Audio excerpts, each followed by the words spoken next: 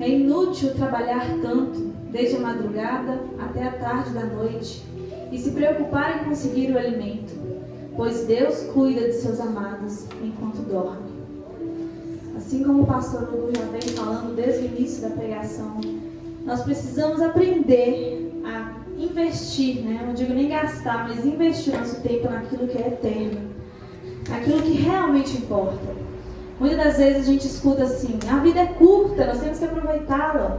Mas eu te digo, a eternidade tem que ser investida. E tem que ser investida hoje, agora. Porque talvez muitos de vocês aí trabalham, têm suas ocupações. E hoje em dia a gente vê as pessoas trabalhando de segunda a segunda. E entra ano e sai ano. Está faltando 5 meses para esse ano acabar. Qual tem sido o seu tempo dedicado ao Senhor? Dedicado à sua casa? Nós precisamos gastar tempo com o Senhor, porque para termos relacionamento com Jesus é preciso intimidade. E assim como você escolhe a pessoa que você quer casar, né, que você vai se relacionar, você precisou de um tempo ali conhecendo ela, conversando com ela, sabendo os medos, as vontades, os planos, e aí sim você tomou a decisão de casar. Com Jesus não é diferente. A gente quer passar uma eternidade com Ele, mas a gente não quer conhecê-lo. Como vamos casar com um noivo que a gente não conhece, que a gente não sabe a voz? Nós precisamos investir tempo em buscar intimidade, porque você sendo pai, mãe, ou você às vezes só recém-casado, vocês ainda que vão casar, já comecem desde agora. Não espere chegar lá na frente não, já comece hoje ainda, antes de sair da igreja. Mude o pensamento e fala assim: a partir de hoje eu vou buscar ter intimidade com meu noivo. Eu quero conhecer o meu amado. Assim como diz aquela canção, né? Meu amado é o mais belo entre milhares e milhares. Como que a gente pode cantar isso sem ver o Senhor? E nós precisamos buscar isso. E lá em casa a gente fala isso aqui para vocês porque nós temos buscado viver isso. Então nós trazemos aqui exemplos que nós estamos vendo que é possível. A gente não está falando para vocês fazerem coisas que são impossíveis. Mesmo com 3 crianças dentro de casa, uma sendo bem novinha, que demanda muito tempo. Se eu não vigiar, a rotina me pega. E eu acordo de manhã, faço café, arrumo a casa, faço almoço, cuido de menino, mando para a escola e tá na hora de dormir, acabou o dia. E o que eu dediquei para o Senhor no meu dia? Enquanto eu cuido da minha casa, eu estou sim louvando ao Senhor, mas eu preciso de tempo, de qualidade com o meu amado. E lá em casa a gente tem feito isso. Eu gosto de dedicar o período da manhã, que é o período que as meninas ainda estão dormindo. E eu faço ali meu devocional, eu oro, eu clamo ao Senhor, converso com Ele. E contar aqui rapidamente, né, uma experiência que eu tive que não tem palavras que possam descrever. Que nós fomos na vigília na igreja do meu pai. E nesse dia, meus irmãos, pensa num bebê que chorou, mas chorou, não queria ficar com ninguém. E minha mãe falou: pode ir que eu fico com ela. E eu fui com o coração apertado, porque eu não gosto de ver minhas filhas chorando. Sou uma mãe bem corujona. E aí eu cheguei na igreja e falei: Jesus, eu vim aqui para te buscar. Vão ser 3 horas que eu vou ter oportunidade de orar sem nenhuma criança me chamar. Eu quero aproveitar isso. Então, Senhor, ela é sua filha. Cuida dela para mim. Não deixa ela chorar, não. Não deixa ela ficar dando trabalho lá, não. E aí nós fizemos uma roda e começamos a louvar o Senhor. E a gente sentado assim na cadeira, todo mundo. E a gente cantou essa canção, falando: meu amado é o mais belo entre milhares. E aí eu pensei assim: gente, eu já estou aqui na igreja, eu deixei minhas filhas em casa, eu vou cantar sentada? Não, eu vou levantar. E eu fiquei de pé, e ergui minhas mãos pro alto assim, e comecei a louvar o Senhor. E aí nisso começou uma outra canção, aquela: porque dele, por ele e para ele são todas as coisas. E quando eu cantava, eu falava com o Senhor: Senhor, é tudo sobre Jesus. Não é nada sobre mim, não é nada sobre o que eu tenho a oferecer para o Senhor. Porque se hoje eu estou viva, é pela misericórdia dele. Se eu tenho as minhas filhas, foi ele que me deu. Então tudo vem dele. E eu comecei a glorificar o Senhor numa gratidão ali, enquanto eu louvava. E eu com os olhos fechados e as mãos para o alto. De repente eu só escuto um barulho do meu lado, assim, ó, como se alguém tivesse descido. E aí eu pensei: nossa, um anjo desceu aqui. Vamos ver, né, o que vai acontecer. E continuei louvando. Só que aí, esse ser, né, que até então não sabia se era um anjo, o que era, tinha descido, ele foi e tocou no meu rosto. A mão assim, ó. Gente, quando ele tocou no meu rosto, era Jesus que estava tocando. Eu tive total certeza de que era ele. E eu me virei com os olhos ainda fechados, assim, eu pude contemplar Jesus do meu lado. Foi a coisa mais maravilhosa que nem se eu desenhasse para vocês aqui com inteligência artificial, não tem nada capaz de descrever o que eu vi. Mas com palavras humanas aqui, eu vi ele como se fosse da parte do peitoral assim para baixo, com os braços. E a roupa dele, aquela roupa branca assim, porém fogo andando no corpo dele todo assim, ó. Aleluia. E quando eu vi aquilo, eu comecei a me prostrar diante do Senhor. E eu glorificava o Senhor. E quando eu fiz assim para frente, glorificando o Senhor, a minha mão tocou na roupa dele. Não foi no nada, não foi no vento, não foi no invisível. Eu toquei, eu consegui sentir aquele tecido, aquele fogo veio para as minhas mãos. E eu comecei a ser cheia de Jesus, tanto que eu não aguentei mais e já caí prostrada no chão e adorando o Senhor. E aí depois eu fiquei pensando, mas o que eu fiz para merecer isso? A resposta é nada. Mas o meu coração, ele estava contrito e quebrantado, querendo o meu amado. E é isso que nós queremos trazer aqui hoje para vocês. Para a família de vocês ter intimidade com o Senhor, o coração de vocês precisa desejar ansiosamente por Jesus e mais nada. Assim como as canções que foram ditas aqui hoje, né? A tua bênção, ela vai me seguir, a tua misericórdia vai me seguir. Por quê? Você já tem Jesus, você tem tudo. Então é isso que vai te seguir agora. E para sua família ser fortalecida, para sua família não ser abalada, para venha o que vier, vocês vão estar firmes, é buscar ter intimidade com o Senhor Jesus. Invista tempo com seus filhos. Lá em casa é regra, para a filha mais velha que já sabe ler, né? Acordou de manhã, tomou café e vai ler a Bíblia. Ah, mas não sei o que, vai ler a Bíblia. A Bíblia manda a gente ensinar nossos filhos no caminho que devem andar.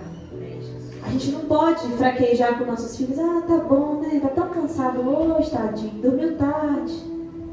O diabo, ele não brinca de ser diabo. A gente não pode brincar com os nossos filhos. O diabo, ele tem investido pesado nas nossas crianças, na mídia. Então a gente tem que investir pesado na nossa família. É oração e jejum, não é só oração também. E não é só olhar a Bíblia, tem que ser o trio, tem que ser completo. É oração, jejum e leitura da palavra do Senhor. Aleluia. O Senhor nos chamou não somente para sermos espectadores, não. Lá em Atos capítulo 8 ele falou assim: e sereis minhas testemunhas. O Senhor te chamou para ser testemunha. E sabe o que é o legal? A testemunha não volta atrás. Porque quando a testemunha ela vê a glória de Deus, ela sente, ela se imerge na glória de Deus, ela não volta atrás. A testemunha tem coragem, ousadia, assim como aqueles apóstolos fizeram, aqueles discípulos de Jesus fizeram, a ponto de entregar sua vida, morrer como mártires na presença do Senhor, entregando a sua vida por amor e convicção do que viu, do que sentiu. Só teve um daqueles principais apóstolos, discípulos, que se corrompeu, que foi Judas. Ele foi testemunha, mas como assim? Ele não foi testemunha? Ele voltou atrás, desistiu, o que aconteceu? Sabe o que aconteceu? Por diversas vezes nos evangelhos é mostrado que o caráter do pecado de estimação de Judas, ele não tinha aberto mão dele. Quando aquela moça foi entregar ali o vaso de alabastro, derramar sobre os pés de Jesus, ele falou assim: por que você não vende? Por que a gente não vende isso aí? Divide aí, vende por 300 denários, 300 dinheiros, em algumas traduções falam, e vamos dar aos pobres. Só que na verdade, através de vários estudos, falavam que ele botava a mão, pegava a mão do alforje daquilo que era dado como oferta. Ele roubava o ministério de Jesus, porque ele não tinha deixado o pecado de estimação dele ser vencido por Jesus. Ele cultivou aquele pecado. E infelizmente, quando você cultiva um pecado, você não se torna uma testemunha eficaz. Porque um dia, quando a árvore balançar, os frutos podres vão cair. Um dia, quando vier uma tempestade forte, a pessoa que não está alicerçada em Jesus e não sacrificou o seu pecado, seja ele de qualquer maneira, de qualquer tamanho, seja ele pequenininho, seja ele grandão, seja ele relacionado à sexualidade, seja ele relacionado a qualquer outro assunto, fofoca, mentira, apego ao dinheiro, pessoa que ela fala, dá tudo direito, dá o dízimo, dá ali a sua devoção, mas trata mal o funcionário, trata mal a família. É errado. Isaías 58 diz assim, que você me honra com palavras, né? Você me serve com ofertas, com sacrifícios, mas trata mal aqueles que estão em volta. Trata mal os funcionários, trata mal aqueles próximos. Então o Senhor está te chamando para um verdadeiro avivamento. O Senhor está querendo movimentar no meio da sua casa o verdadeiro fogo transformador. E o Senhor manda falar aqui nessa noite. Não sei se talvez está aqui, ou talvez está lá, porque vai ser transmitido para várias e várias pessoas, em nome de Jesus. Milhões de pessoas vão ser alcançadas com a palavra do Senhor. Que tem pessoas se escondendo da responsabilidade de pai e mãe no trabalho. Faz hora extra sem precisar, para não ter a responsabilidade de voltar mais cedo para casa, para cuidar do seu filho ou da sua filha. Aceita trabalhos que passa semanas longe de casa, para não ser um marido exemplar, um pai dentro de casa. Eu não sei se essas pessoas estão aqui hoje ou se estão lá, mas eu só sei que se algum dia essa proposta vier para você, você diga não. Porque o dinheiro, ele é importante? É sim. Hoje em dia, como o pastor diz, não tem como comprar nada sem dinheiro. Mas você não consegue comprar a sua salvação. Você não consegue comprar a alegria de crescer do lado de uma criança. Você não consegue comprar a alegria de ver os seus filhos, todos eles, rendidos aos pés do Senhor Jesus. Para de dar desculpa. Ah, porque eu trabalho demais, é porque isso que meu filho ficou assim, ou está assado. Desviou, tadinho, desviou, mas é culpa dele. Você tem culpa também, sabia? Porque a gente vai ver aqui mais para frente, mas eu já vou estar dando um pequeno adiantamento aqui, e é o versículo 3, fala assim, ó: herança do Senhor são os filhos, o fruto do seu ventre, o seu galardão. Você está cuidando de uma propriedade de Deus. Então tenha zelo dela, tenha zelo dele. Não deixa a creche criar, não deixa a escolinha criar. Você que foi chamado para criar.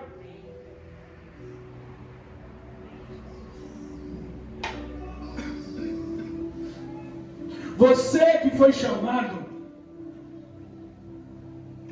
com essa incumbência. Oh, Jesus.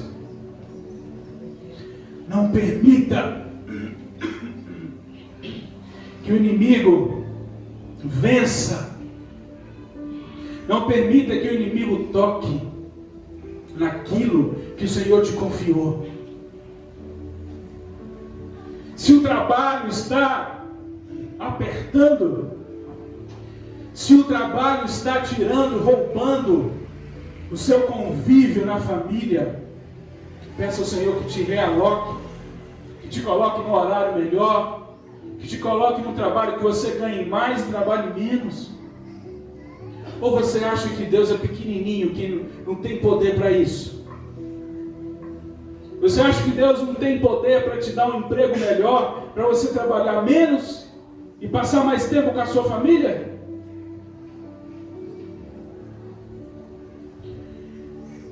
infelizmente, o que mais estamos vendo hoje em dia são famílias que criaram seus filhos dentro da igreja.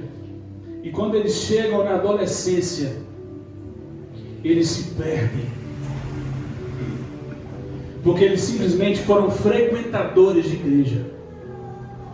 E não foram formados realmente. O Senhor compara os filhos a flechas. E as flechas, elas precisam ser preparadas. Porque toda flecha tem um alvo. E a flecha também é uma arma que o Senhor vai usar contra o inimigo.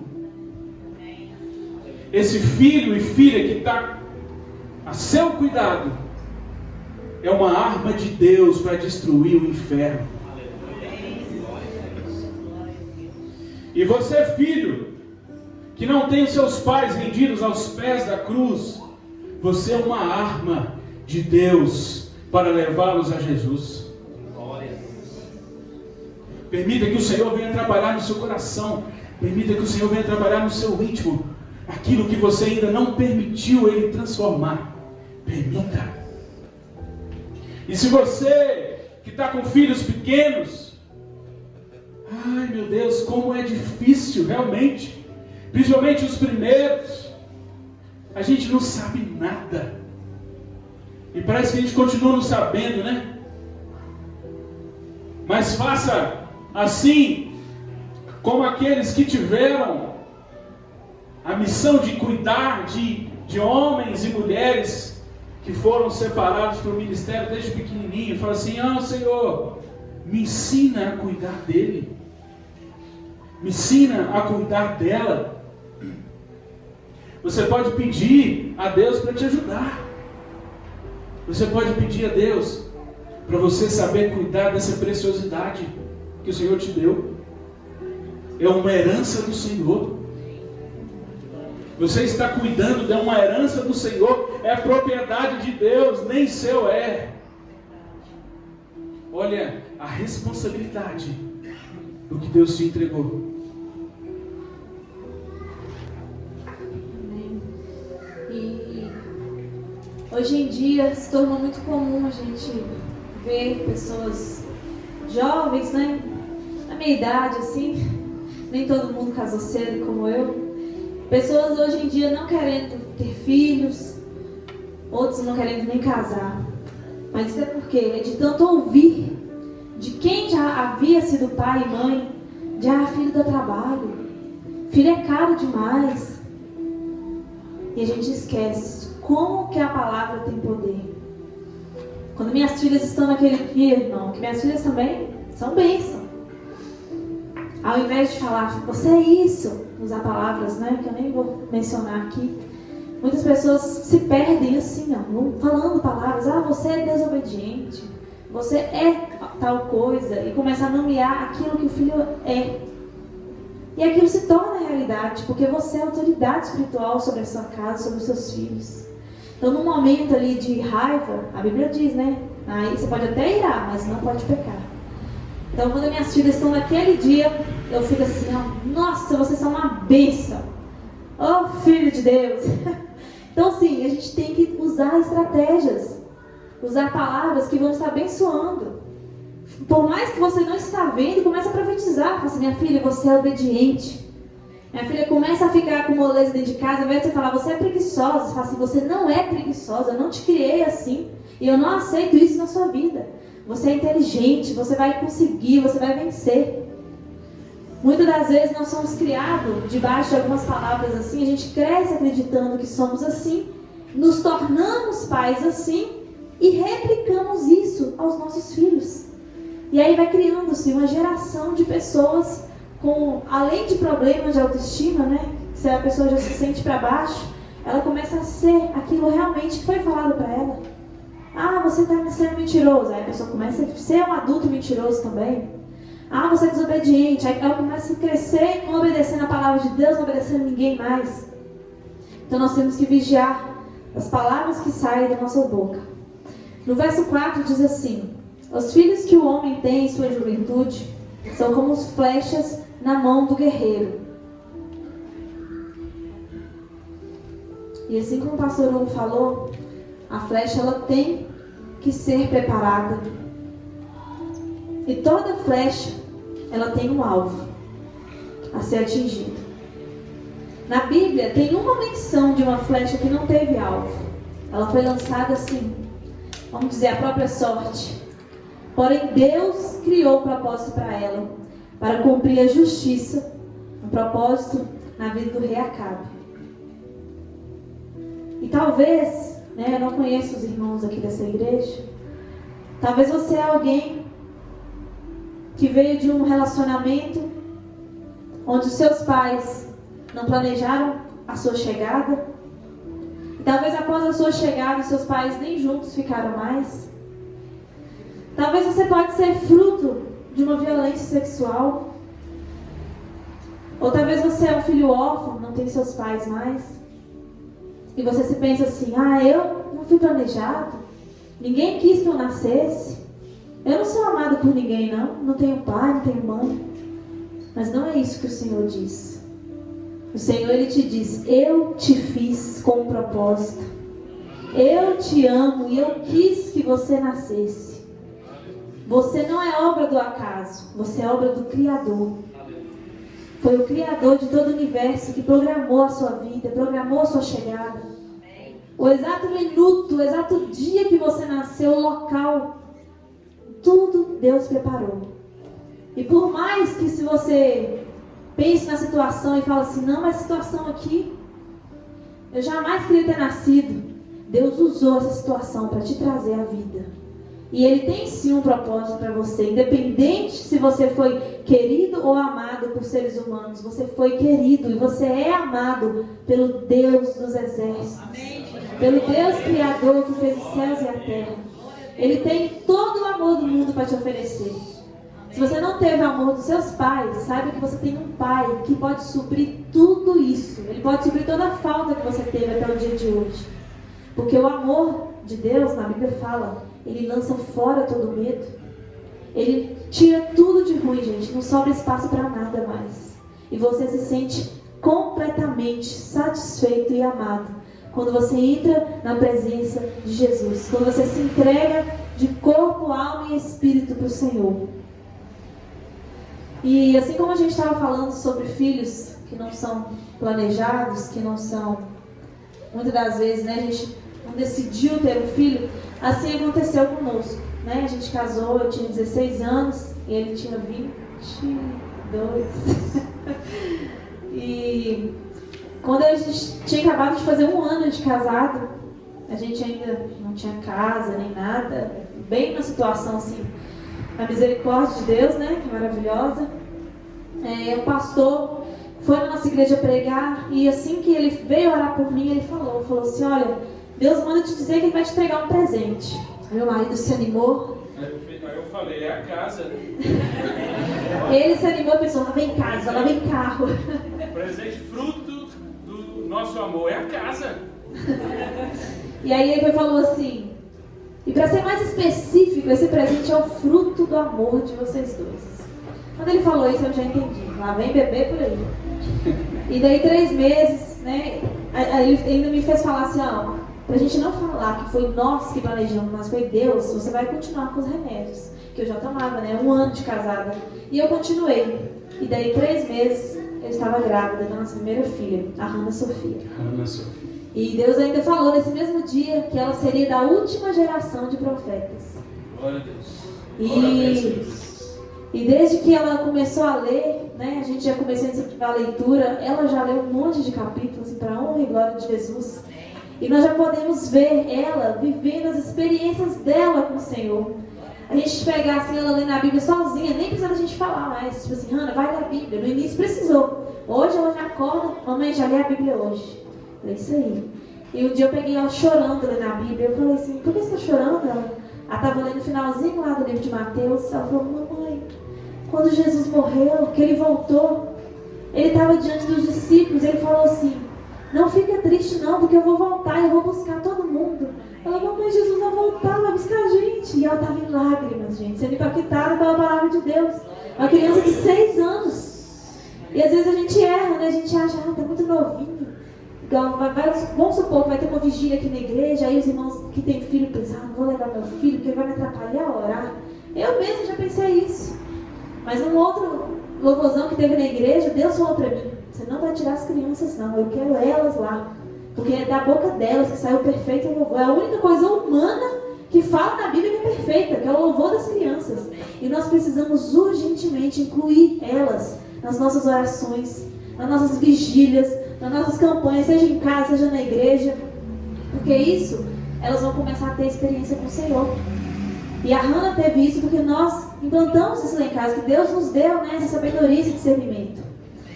E voltando ao assunto de não ter planejado, novamente, passa-se um tempinho, a Hannah com quase 4 anos, aí Deus dá uma palavra para mim assim, vou te fazer passar por um caminho que você não queria passar agora, mas é a minha vontade, não pergunta por quê nem para quê, só deixa eu cumprir a minha vontade na sua vida.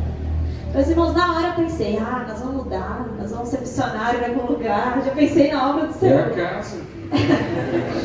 Já pensei por esse lado. Deu 3 meses, eu grávida. 3 meses, o mistério de 3 meses. Sempre são 3 meses São antes 3 do casamento. meses. E novamente eu estava com outro remédio, porque depois daquela gravidez, todo mundo troca de remédio. Trocou por mais forte. Já tinha 3 anos que eu tomava. Excepcional. Já tinha 3 anos que eu tomava ele.